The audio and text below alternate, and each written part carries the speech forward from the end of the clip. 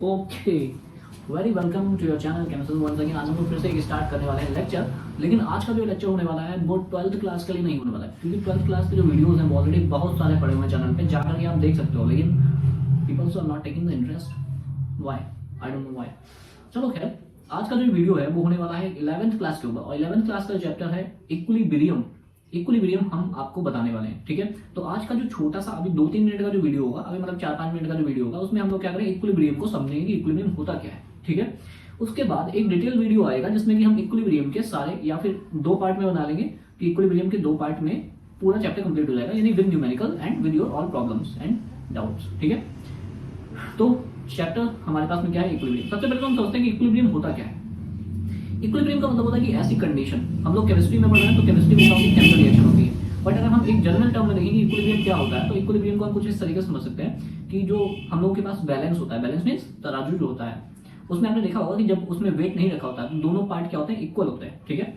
यानी कि दोनों ही जो उसके वेइंग पैनल्स होते हैं वो इक्वल में होते हैं। इसका मतलब वो आपस में क्या है, इक्विलिब्रियम, यानी जब वो इक्वल स्टेट में होते हैं, जिसमें कि पार्ट 1 और पार्ट 2 क्या हो जाते हैं, इक्वल हो जाते हैं, तो उस स्टेट को हम लोग बोल देते हैं इक्विलिब्रियम में है, यानी कि बैलेंस जो है ना वो इक्विलिब्रियम में है, ठीक है।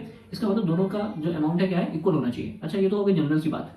लेकिन अब एग्जांपल दे रहे हैं, सपोज हम मार्कर, ये हमारे पास मार्कर है, तो इस मार्कर को मैं अगर ऐसी स्टेट में रख लेता हूं, ठीक है, ऐसी स्टेट में रखता हूं कि ये यहां पे बैलेंस हो जाता है, ठीक है।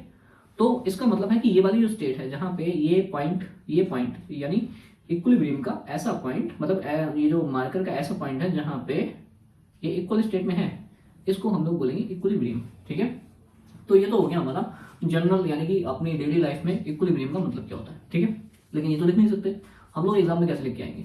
तो इक्विलिब्रियम क्या होता है, equilibrium is a state of any process during a chemical reaction in which the substances amount, ठीक है। यानी किसी केमिकल रिएक्शन में जब सब्सटेंसेस का जो अमाउंट है वो इक्वल हो जाता है, यानी कि substance 1 and the substance 2 amount will be equal, so this state will actually term as equilibrium, यानी इसको हम लोग क्या बोल देते हैं, इक्विलिब्रियम बोल देते हैं, ठीक है, जनरल स्टैंडर्ड लैंग्वेज में, ठीक है।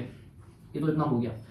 उसके बाद हम लोग इक्विलिब्रियम की जो मॉडर्न डेफिनेशन, मतलब की जो डेफिनेशन है उसके अकॉर्डिंग मैं आपको इमेजेस के थ्रू बता रहा हूँ, तो आप देख लीजिएगा।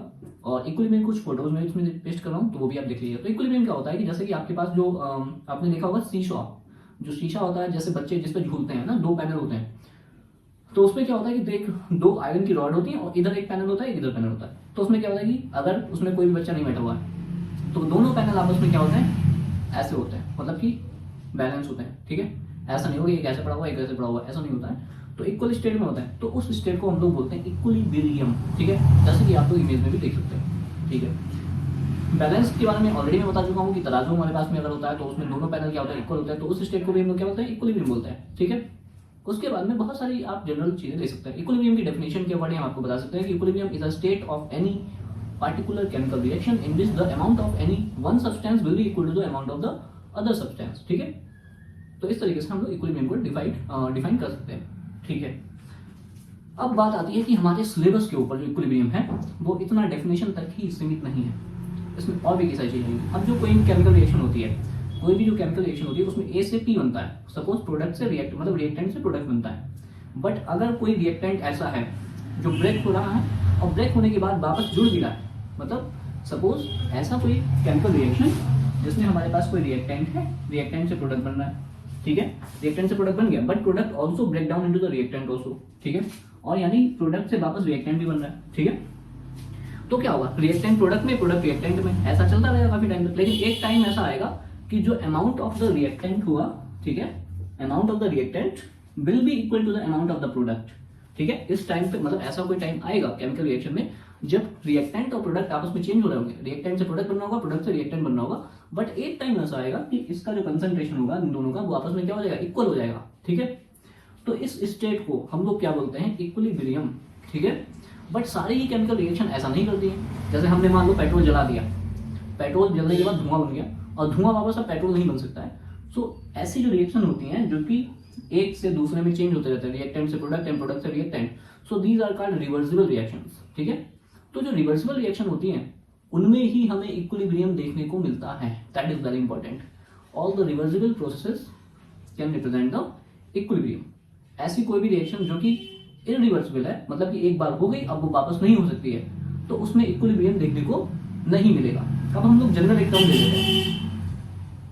हमने अगर वाटर को बॉईल किया, ठीक है, और एक क्लोज कंटेनर में बॉईल किया, तो वाटर वेपर में कन्वर्ट हो जाएगा।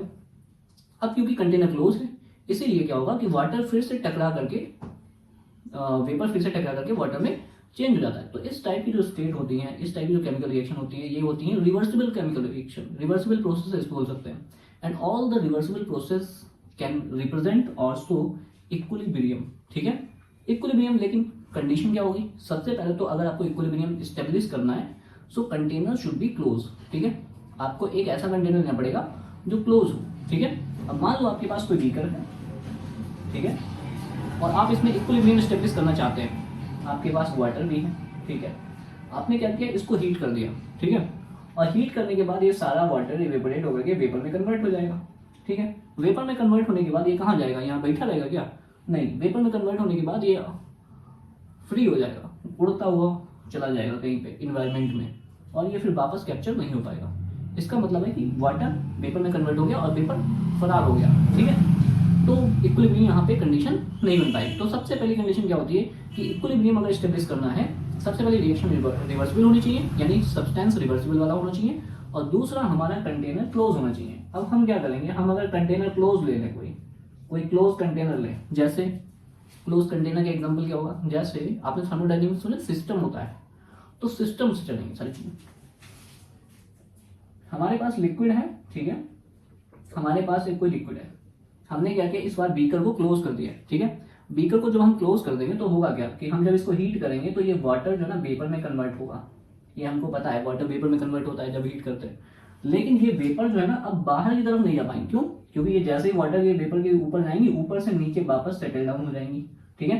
क्योंकि वेपर्स जो होती है जब किसी चीज से स्ट्राइक होती है तो उनकी जो एनर्जी होती है वो लॉस हो जाती है। एनर्जी लॉस होने के बाद वेपर फिर से वाटर में कन्वर्ट हो जाती है। इसका मतलब क्या है कि इसमें वाटर वेपर में कन्वर्ट हो सकता है, वाटर जाएगा पहले वेपर में, ठीक है, और फिर वेपर जो है ना वापस वाटर में भी कन्वर्ट हो सकता है।